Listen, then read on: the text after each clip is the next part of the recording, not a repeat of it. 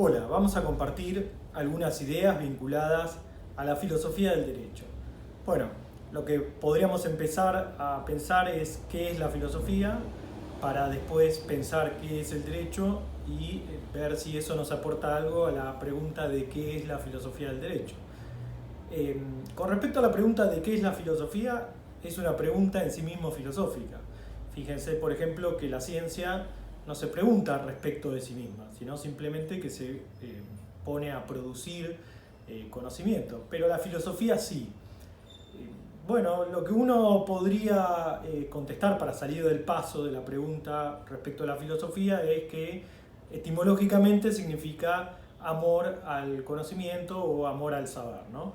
Pero bueno, acá sucede algo curioso, porque el saber puede ser entendido como sustantivo, o sea, como un objeto, como que se ama algo en particular, como un atributo, como algo que se posee, o como un verbo, ¿no? Como un modo de ser, un modo de hacer, un modo de buscar respuestas, ¿no?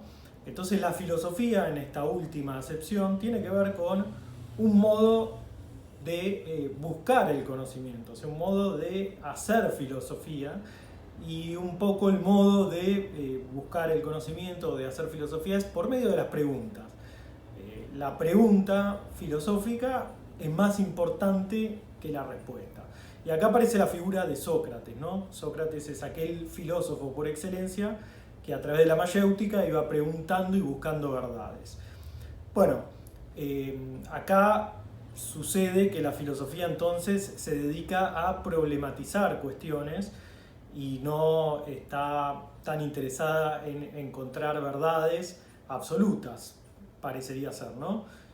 O sea, hay una búsqueda de la verdad, pero hay un deseo de saber por detrás de esa búsqueda. Entonces la filosofía no se llevaría tan bien con el tema de la finalidad, si su finalidad sería sobre problematizar ciertas cuestiones. Bueno, ahí algunos juegan con la idea de que la filosofía en realidad no sirve para nada, o se preguntan provocativamente ¿para qué sirve la filosofía? Bueno, esa pregunta también es filosófica, y en sentido estricto de finalidad la filosofía no se sirve, no quiere servir a nada en particular, entonces no se reconoce como útil en ese sentido, ¿no? Porque no tiene una misión que vaya más allá de ella, sino que es el amor al conocimiento por el conocimiento mismo, o sea, por la investigación misma. Bueno, ¿qué es el derecho? Por otro lado, ¿no? O sea, ya fíjense que lo encaramos de un modo de preguntas y de un modo filosófico, ¿no? Este modo filosófico de preguntarse por el derecho muchas veces se contestó como ciencia jurídica, que es alguno de los títulos que se utilizan para investigar el derecho, como teoría general del derecho, también a veces se conoce alguna disciplina filosófica vinculada al derecho. Y la pregunta es si además se puede hablar, por ejemplo, de sociología jurídica o antropología jurídica o historia del derecho, lógica del derecho, psicología del derecho, ¿por qué no? Y si cuando nos hablamos de estas cuestiones, cuando nos introducimos en estas temáticas, seguimos bajo la órbita del derecho o ya nos fuimos para otro lado, ¿no? O sea, ya no pertenece a la ciencia jurídica propiamente dicha. Bueno, hay una distinción que suele hacerse en función de cómo se fue dando en la historia el pensamiento vinculado al derecho, que dice que la ley que conformaría el derecho es una ley humana que nace de la razón. Y por otro lado, habría algo así como leyes de la naturaleza, que son las leyes físicas que estudian las ciencias duras, que quizás el hombre las podría llegar a alcanzar, digamos, en el terreno social por medio de la intuición, piensan algunos. Bueno, esto genera un problema porque las ciencias duras, el modelo de ciencia tradicional, se basa en un modelo explicativo, o sea, en general lo que hace es explicar el mundo a través de leyes, ¿no?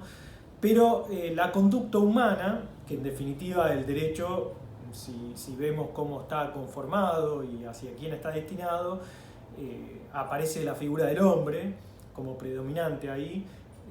Bueno, las cuestiones humanas, las cuestiones sociales, por lo menos a partir de Dilthey, y con una rama de la filosofía que después se puede observar en Gadamer, en Verdad y Método, más bien se estudia por medio de la comprensión, ¿no?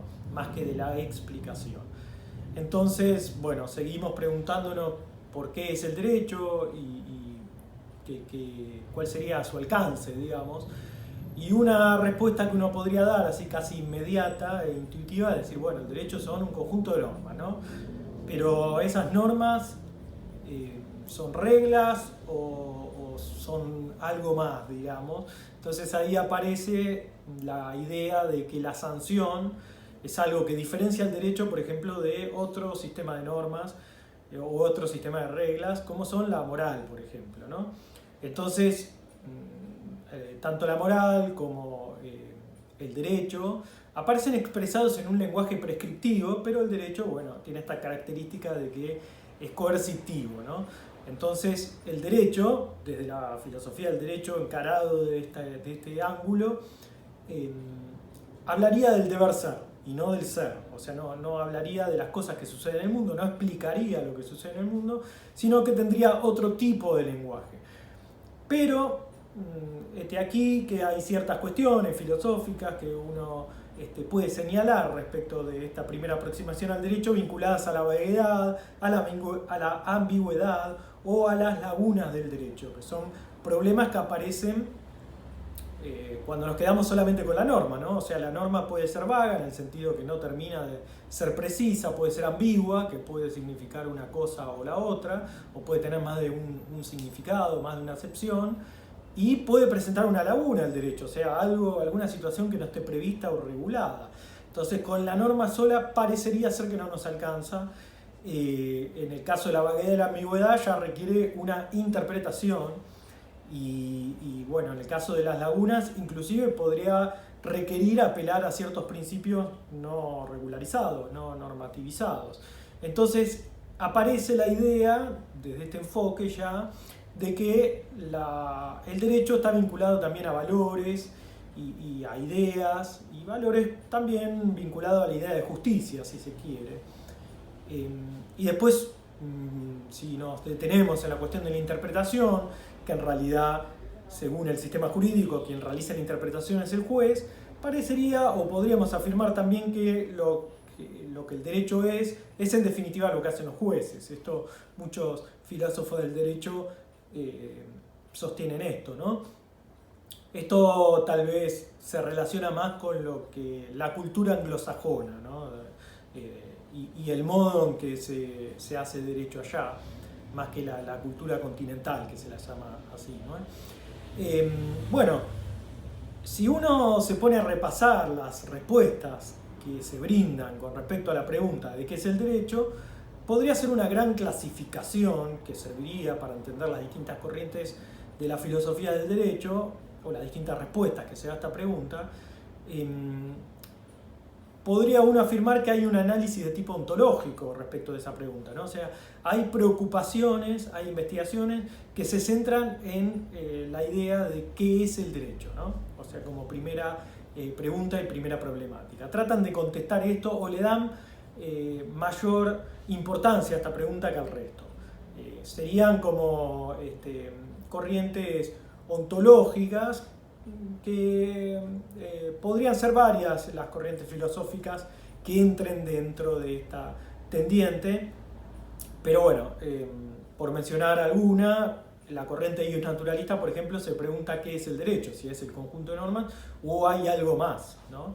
Y bueno, contesta que evidentemente hay algo más para esta corriente, ¿no? No alcanza solamente con la ley. Bueno, hay otro tipo de análisis que se puede hacer con respecto al derecho para contestar a esta pregunta, que es estructural, o sea que lo que se pregunta es cómo se estructura el derecho, viene a contestar esta pregunta. Hay otro tipo de análisis funcional que se preocuparía por qué papel cumple el derecho efectivamente, ¿no? Después hay otras perspectivas como la axiológica, la teológica, etc., pero bueno, no nos vamos a extender demasiado. Las corrientes principales o tradicionales de la filosofía del derecho son la positivista y la naturalista, ya bastante conocidas. Hay otras como por ejemplo la corriente analítica, la corriente eológica, la corriente trialista, etc.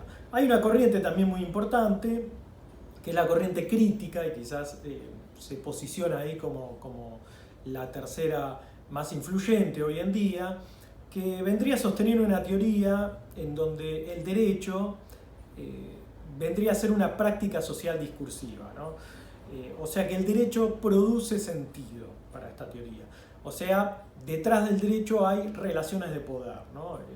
Entonces, ya para esta teoría no se trata solamente de explicar el mundo, sino también de transformarlo, en el sentido que el derecho se construye en función de luchas sociales también.